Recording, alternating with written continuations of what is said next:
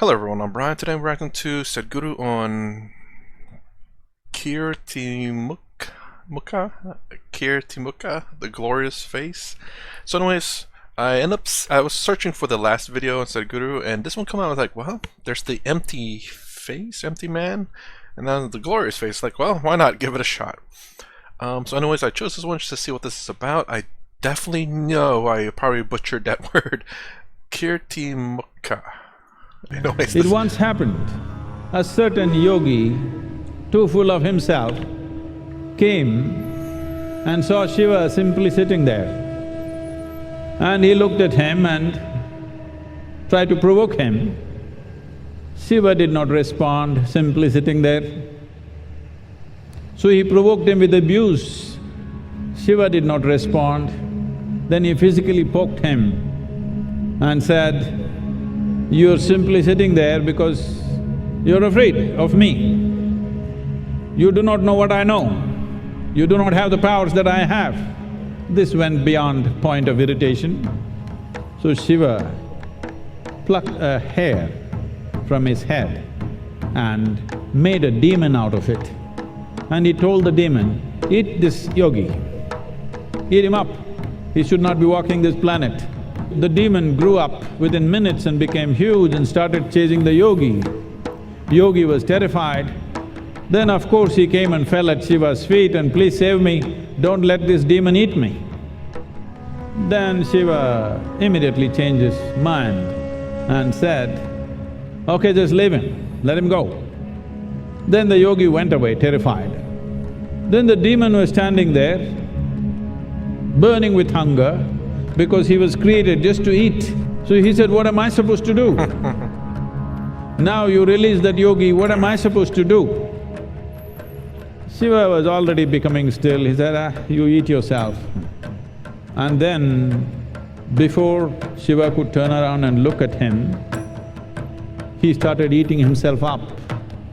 When he looked at him, everything of his body was gone, only his face and two arms were left. So he looked at this, "How quickly you ate yourself up!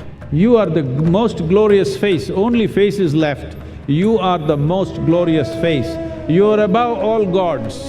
It is from this that even today, in almost every Indian temple, there is a face which is eating up its own arms, which is called as the Keertimukha, the glorious face.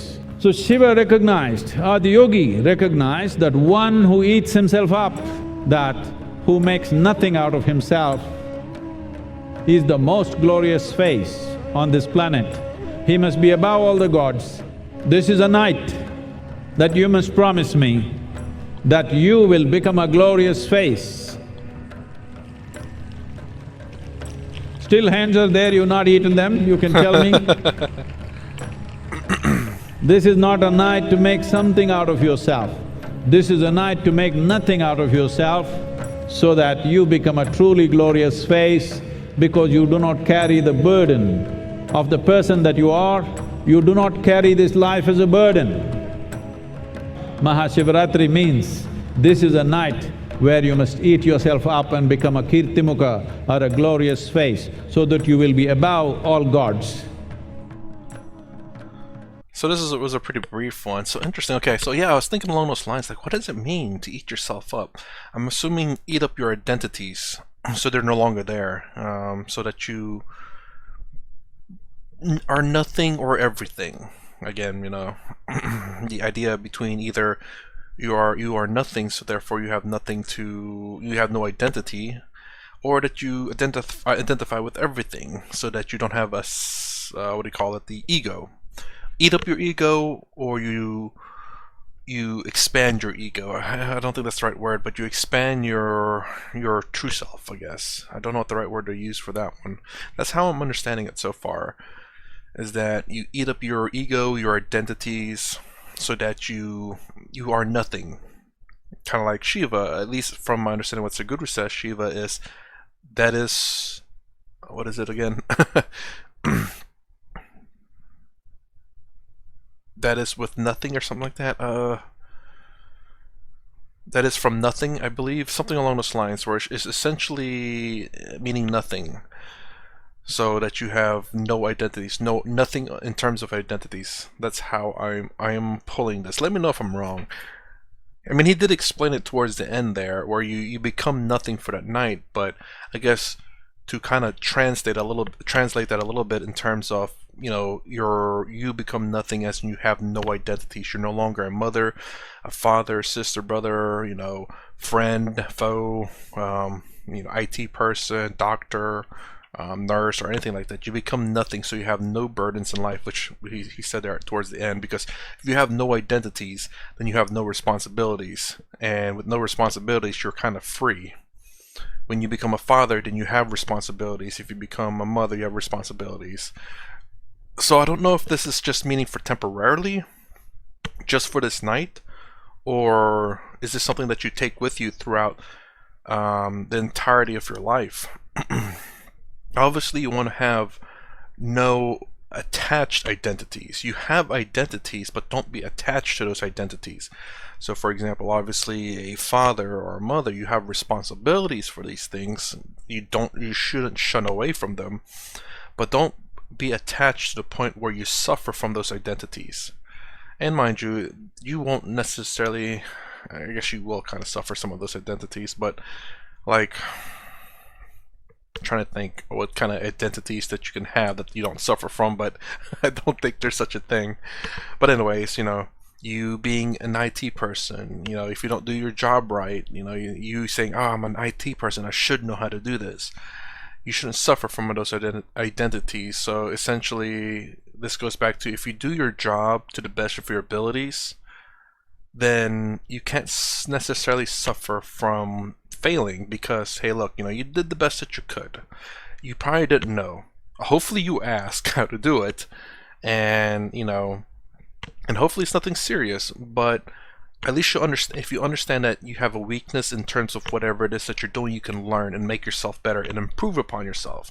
But do not suffer from those identities. So that's how I'm kind of taking it. I said a lot of words there.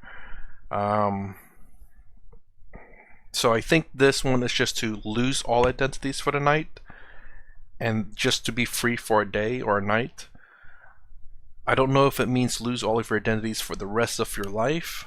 I could see that to be nothing, which is, I believe, what Shiva is. That is, which is nothing. That is born with the nothing. I can't remember the phrase anymore. But obviously, I think Sadhguru would say that obviously you don't run away from your responsibilities, but just don't attach yourself to identities. Yeah, I guess I'm just resumming everything up again. I guess that is kind of curious.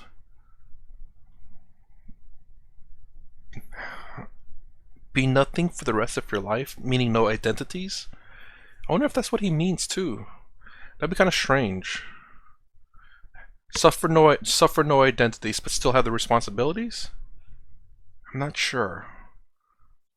So I'll say this, just to kind of end it here.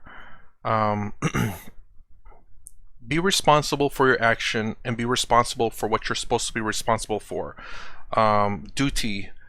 I can't remember the word for that, but your duty as a father, mother, IT person, doctor, nurse, whatever it is, be responsible for those things. Don't run away from them. Don't shun away from those duties, but do not suffer those identities. You are responsible for those things, but do not suffer them. That's, it's just easy to say that, of course, but I think when you understand things, it becomes easier to do those duties. So I don't know, again, let me know in the comments below. Does he mean to be just nothing for that night? Does he mean to be nothing for the rest of your life? In terms of identities? Yeah, I guess that is the question. That's it. Just nothing for the night, or nothing for, if you can become nothing for the rest of your life, is that the way to go? And nothing mean identities. No identities. Empty, in a sense. Because that's, I believe he was talking about the glorious face. I cannot pronounce that word. Anyways, let me know in the comments below. If you like my content, please consider subscribing. Thumbs up, thumbs down, down below. Thanks for watching. I'll see you in the next vid.